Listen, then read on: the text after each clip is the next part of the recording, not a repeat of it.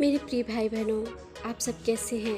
प्रभु यीशु मसीह के मधुर मीठे नाम में आप सभी को जय मसीह की। आज का मेरा जो विषय है वो है स्थानीय कलीसिया में स्थिरता। हम किस तरह से अपने स्थानीय कलीसिया में स्थिरता को बनाए रख सकते हैं।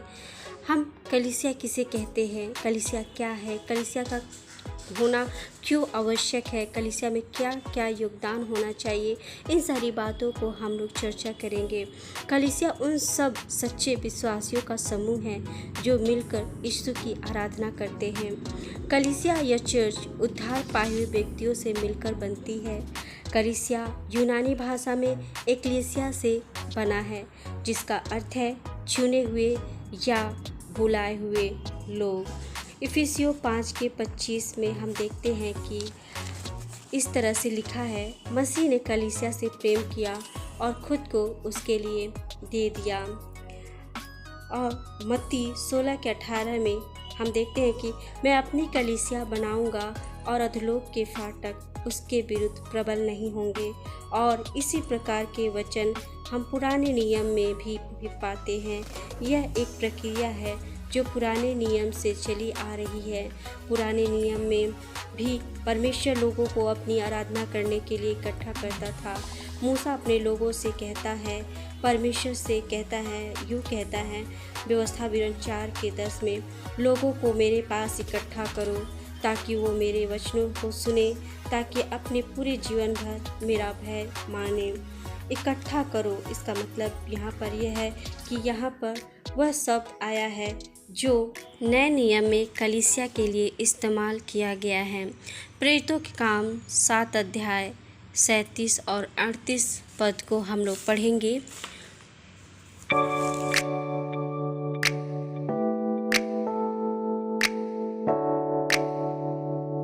यह वही मूसा है जिसने इस्राएलियों से कहा, परमेश्वर तुम्हारे भाइयों में से तुम्हारे लिए मुझसा एक भविष्यवक्ता उठाया।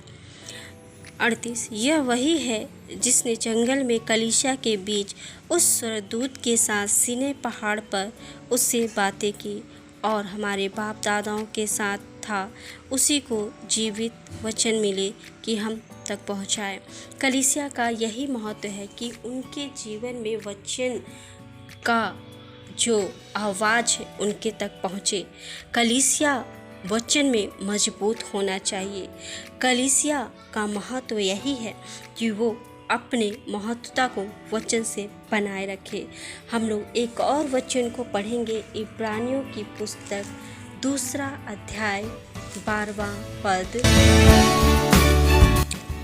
लिखा है, वह कहता है, मैं तेरा नाम अपने भाइयों को सुनाऊंगा, सभा के बीच में मैं तेरा भजन गाऊंगा। क्या ही सुंदर बात हम लोग यहाँ पर देखते हैं कि मैं अपने भाइयों को सुनाऊंगा, मतलब मैं अपने कलीसिया के भाई बहन को परमेश्वर के वचन को सुनाऊंगा। तो ये कलीसिया के लिए बहुत ही खास बात है, खास महत्व है कि कलीसिया क्यों स्थापित किया जाता है, परमेश्वर के वचन को सुनाने के लिए। इब्रानी 12:1 में हम लोग पढ़ेंगे, इब्रानी के 12:11।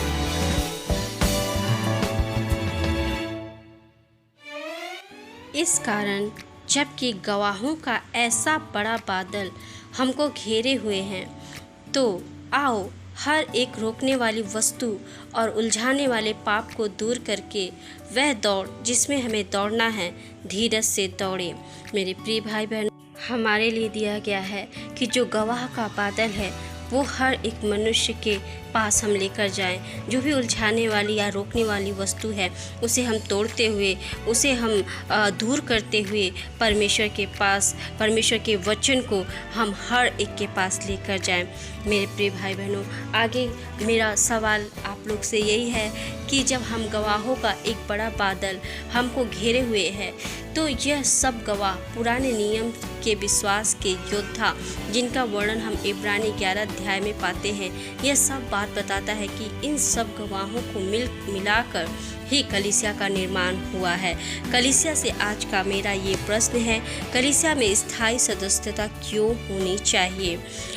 पहला, क्योंकि वे परमेश्वर के परिवार के भाग हैं, इफिसियों 3:15। दूसरा, क्यों क्योंकि वे परमेश्वर के भवन के भाग हैं। 1 कुरिन्थी 3:9। तीसरा, क्योंकि वे परमेश्वर के बगीचे के भाग हैं। यशायाह 5:5। अय्यूब 1:7। चौथा, क्योंकि वे परमेश्वर के वृक्ष के भाग हैं। यूहन्ना 15:5। निष्कर्ष में मैं आप सबको यही कहना चाहूँगी कि आइए हम सब मिलकर प्रभु यीशु मसीह की कलीसिया को मजबूत कलीसिया बनाएं, उसे एक स्थिर कलीसिया बनाएं, उसे प्रतिदिन हम बढ़ाते जाएं। जो सुसमाचार का बादल हमें घेरे हुए है उसे हम पृथ्वी के हर एक छोर तक लेकर जाएं। परमेश्वर इस वचन के द्वारा हम सबको आशीषित करे। धन्यवाद। जय मसीह की।